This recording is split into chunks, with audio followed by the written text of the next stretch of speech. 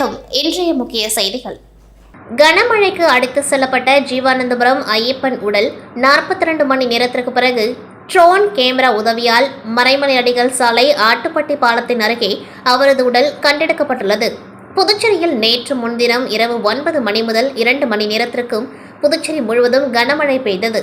இதனால் சாலையில் மழை வெள்ளம் பெருக்கெடுத்து ஓடியது. அன்றைய இரவு மட்டும் 15 சென்டிமீட்டர் மழை பெய்தது. இந்த மழை வெள்ளத்தில் லாஸ்பேட்டை தொகுதிக்குட்பட்ட மேட்டு பகுதியான ஜீவானந்தபுரத்தில் மழை வெள்ளம் தாழ்வான பகுதியான தட்டாஞ்சாவடி ஓடை வழியாக கொக்கு பார்க் பாலத்தை கடந்து சென்றது. அப்பொழுது சாலை வாசலில் வைத்துள்ள இருசக்கர வாகனத்தை எடுக்க சென்ற அப்பகுதியைச் சேர்ந்த ஐயப்பன் என்பவர் வெள்ள நீரில் இழுத்து செல்லப்பட்டார். அவர் காப்பாற்ற சென்ற 2 பேர் உட்பட 3 பேரும் ஓடை வெள்ளத்தில் அடித்து செல்லப்பட்டனர். அப்பகுதியைச் சேர்ந்தவர் விரைந்து செயல்பட்டு இருவரை மீட்ட நிலையில் ஐயப்பன் மட்டும் அடித்து செல்லப்பட்டார். நள்ளிரவையும் கடந்து தட்டாஞ்சாவடி மற்றும் கொக்கு பார்க் பகுதியில் அவரை தேடும் பணி நடைபெற்றது. தகவல் அறிந்து தொகுதியின் சட்டமன்ற உறுப்பினர் வைத்தியநாதன் அங்கு தேடும் பணியை பார்வையிட்டார். இருப்பினும் அவர் கிடைக்கவில்லை. தொடர்ந்து நேற்று நள்ளிரவு வரை கடலுக்கு செல்லும் அனைத்து வாய்க்கால், பாலம் என தேடுதல் வேட்டை நடைபெற்று வருகின்றது. 3வது நாளாக இன்று தேடுதல் பணி நடைபெற்றது. குறிப்பாக பறக்கும் கேமராவை கொண்டு 5 கிலோமீட்டர் தூரம் ஆற்று பாலம் முதல் கடல் வரை ஐயப்பனின் உடலை தேடினார்கள். உப்பளம் துறைமுக பகுதியில் தேடுதல் வேட்டை நடைபெற்ற நிலையில் இன்று மாலை 5 மணிக்கு மறைமலை அடிகள் சாலை ஆட்டுப்பட்டி பாலத்தின் அருகே அவரது உடல் கேமரா உதவியால் அடையாளம் காணப்பட்டு கண்டெடுக்கப்பட்டது. கனமழைக்கு அடித்து செல்லப்பட்ட ஜீவானந்தபுரம் ஐயப்பன் உடல் 42 மணி நேரத்திற்கு பிறகு கண்டெடுக்கப்பட்டுள்ளது.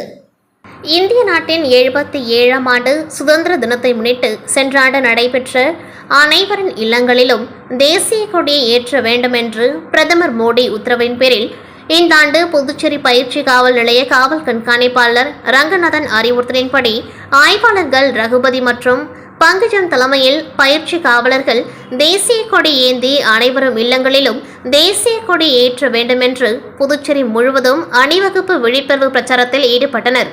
இந்த விழிப்புணர்வு பிரச்சாரத்தை புதுச்சேரி காவல்துறை ஐஜி அஜய்குமார் சிங் IPS அவர்கள் கொடியசைத்து துவக்கி வைத்தார்.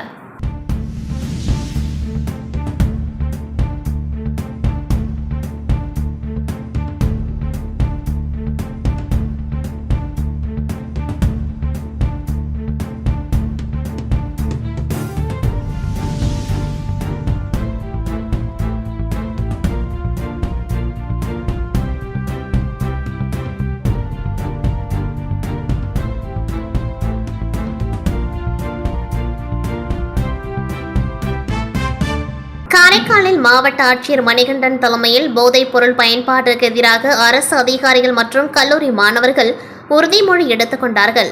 புதுச்சேரி மாநிலம் காரைக்கால் மாவட்டத்தில் போதைப் பொருள் பயன்பாட்டுக்கு எதிரான உறுதிமொழி எடுக்கும் நிகழ்ச்சி காரைக்கால் மாவட்ட ஆட்சியர் அலுவலகத்தில் மாவட்ட ஆட்சியர் மணிகண்டன் தலைமையில் நடைபெற்றது. இதில் நாம் அனைவரும் ஒன்றிணைந்து நமது புதுச்சேரியை போதையில்லா மாநிலமாக மாற்ற உறுதியான முடிவை எடுப்போம். எனது நாட்டை போதையில்லா நாடாக மாற்ற என்னால் இயன்ற அனைத்தையும் செய்வேன் என்று உறுதியளிக்கின்றேன் என்று உறுதிமொழி எடுத்துக் கொண்டார்கள். இந்த நிகழ்வில் காரைக்கால் மாவட்ட துணை ஆட்சியர்கள் மற்றும் பல்வேறு துறை அரசு அதிகாரிகள் கலந்து கொண்டார்கள். இதனையடுத்து மாவட்ட ஆட்சியர் மணிகண்டன் தலைமையில் ஔவையார் அரசு பெண்கள் கல்லூரியில் போதைப் பொருட்களுக்கு எதிராக விழிப்புணர்வு உறுதிமொழி எடுத்துக் கொள்ளப்பட்டது. இதில் அரசு கல்லூரி மாணவிகள் கலந்து கொண்டு உறுதிமொழி எடுத்துக் கொண்டார்கள். புதுச்சேரி சட்டப்பேரவை பட்ஜெட் கூட்டத்தொடரின் 9வது நாளான இன்று உறுப்பினர்கள் கேள்வி பதில் நேரத்தில் பேசிய சட்டமன்ற எதிர்க்கட்சித் தலைவர் சிவா அவர்கள் புதுச்சேரியில் செயல்படுத்தப்பட்டு வரும் மத்திய அரசின் ஆயுஷ்மான் மருத்துவ காப்பீட்டு திட்டத்தை எந்த மருத்துவமனைகளிலும் ஏற்றுக்கொள்ளவில்லை என்றும், குறிப்பாக மத்திய அரசின் ஜிப்மர் மருத்துவமனையில் கூட ஆயுஷ்மான் பாரத் மருத்துவ காப்பீட்டை ஏற்றுக்கொள்வதில்லை என குற்றம் சாட்டினார். மேலும் இதனால் ஏழை எளிய மக்கள் அவசர சிகிச்சை பெற முடியாமல் பாதிக்கப்படுவதாக தெரிவித்தார். இதற்கு பதிலளித்து பேசிய முதலமைச்சர் ரங்கசாமி, ஆயுஷ்மான் பாரத் திட்டத்தை புதுச்சேரியில் சரியான முறையில் அமல்படுத்த முடியவில்லை. இந்த திட்டத்தை சீர்படுத்தி வறுமை கோட்டிற்கு கீழ் உள்ள மஞ்சள் அட்டை உள்ளிட்ட அனைத்து குடும்ப அட்டைதாரர்களுக்கும் வருடத்திற்கு ரூபாய் 5 லட்சம் வரை மருத்துவ காப்பீடு வழங்கும் திட்டம் விரைவில் கொண்டுவரப்படும் என்றார். மேட்டூர் அணையிலிருந்து திறந்து விடப்பட்ட காவிரி நீரானது கடந்த மாதம் திறக்கப்பட்டது. கடந்த 31ஆம் தேதி கல்லணையில் இருந்து டெல்டா மாவட்டங்களுக்கு காவிரி நீர் திறக்கப்பட்டது. இந்நிலையில் நேற்று காலை புதுச்சேரி மாநிலத்தில் உள்ள கடமடை பகுதியான காரைக்கால் மாவட்ட எல்லையான நல்லம்பல் பகுதிக்கு வந்து சேர்ந்தது காவிரி நீர். இதையடுத்து காரைக்கால் நல்லம்பன் நூலாறு சற்றஸ்க்கு வந்த காவிரி நீரை கடைமடை குறுவை பாசனத்திற்காக திறந்துவிட்டது.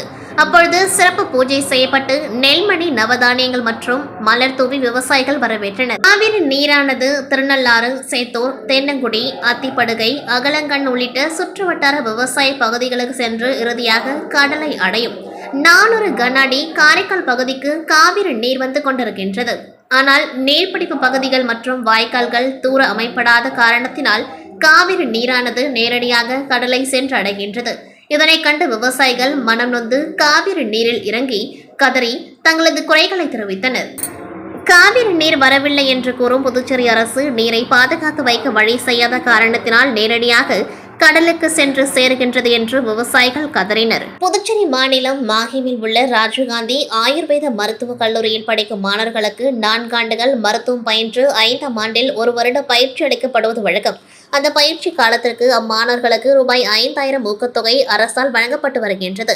அதே நேரத்தில் MBBS பயிற்சி பெறும் மருத்துவ மாணவர்களுக்கு ரூபாய் 20000 ஊக்கத்தொகை வழங்கப்பட்டு வருகின்றது.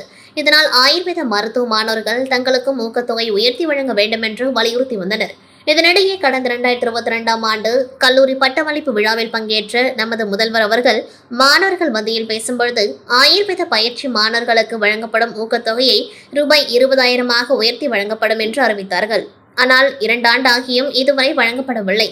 இதனால் பயிற்சி மாணவர்கள் கடந்த பிப்ரவரி மாதம் போராட்டம் நடத்தினர். ஆனால் இதுவரை அரசு அந்த மாணவர்களின் கோரிக்கையை பரிசீலிக்கவில்லை. மேலும் அவர்களுக்கு வழங்கப்பட்டு வந்த ரூபாய் 5000 ஊக்கத்தொகையும் மாதம் வழங்காமல் 5 மாதங்களுக்கு ஒருமுறை வழங்கப்படுவதாகவும் குற்றச்சாட்டு எழுகின்றது. ஆகவே ஆயுர்வேத மருத்துவ மாணவர்களுக்கு உயர்த்தி வழங்குவதாக அறிவித்த ரூபாய் 20000 ஊக்கத்தொகையை முதல்வர் உடனடியாக வழங்க நடவடிக்கை எடுப்பதாக இந்த அவையில் உறுதியளிக்க வேண்டும் என்று சிவா அவர்கள் தெரிவித்தார். கதர் வாரிய ஊழியர்களின் கோரிக்கைகளை உடனடியாக நிறைவேற்ற கோரி தொடர் உள்ளிருப்பு போராட்டம் நடைபெற்றது. புதுச்சேரி கதர் வாரிய நிர்வாகம் உரிய காரணமின்றி 6 கதர் வாரிய ஊழியர்களை பழிவாங்கும் நோக்கோடு பணியிடம் நீக்கம் செய்ததை உடனடியாக ரத்து செய்ய வேண்டும். கடந்த ஓராண்டு காலமாக வாரிய உற்பத்தி கூடங்களுக்கு தேவையான மூலப்பொருட்கள் வாங்கிக் கொடுக்காமல் உற்பத்தி பாதிப்பு ஏற்பட்டுள்ளது. சிறப்பாக செயல்பட்டு வந்த காரைக்கால் மாஹே பிராந்தியத்தின் காதி பந்தார்களுக்கு சீல் வைத்துள்ளனர். காதி பந்தார்களுக்கு தேவையான விற்பனை பொருட்களை கொள்முதல் செய்யாமல் இருப்பது, வாரியத்தில் பணியிலிருந்து ஓய்வு பெற்ற அல்லது இறந்துவிட்ட ஊழியர்களுக்கும் அவர்களது குடும்பத்தினருக்கும் சேர வேண்டிய பண பலன்களை உடனடியாக வழங்காமல் இழுத்தடிப்பது, வாரிய ஊழியர்களின் சம்பளத்திற்கான போதிய நிதி பட்ஜெட்டில் ஒதுக்கப்பட்ட போதிலும் உரிய நேரத்தில் வழங்காமல் காலதாமதம் செய்வது, வாரிய ஊழியர்களுக்கு காலத்தோடு கிடைக்க வேண்டிய MACP 7வது CPU ப்ரமோஷன் ஆகியவற்றை உடனடியாக நடைமுறைப்படுத்தாதது, ஊழியர்களை தேவையின்றி இடமாறுதல் செய்து வருவது போன்ற கோரிக்கைகளை வலியுறுத்தி தொடர் உள்ளிருப்பு போராட்டம் நடைபெற்றது. மேலும் புதுச்சேரி அரசு உடனடியாக தலையிட்டு CEO நரேந்திரனை இடமாற்றம் செய்து கதர் வாரியத்திற்கு நல்ல ஒரு தலைமை செயல் அதிகாரியை நியமித்து வாரிய வளர்ச்சிக்கும் ஊழியர்களின் நலனுக்கும் உறுதுணையாக இருக்க வேண்டும் என்று கூட்டு போராட்டக் குழு அறிவித்துள்ளது. இத்துடன் செய்திகள் நிறைவடைகின்றது. நன்றி, வணக்கம்.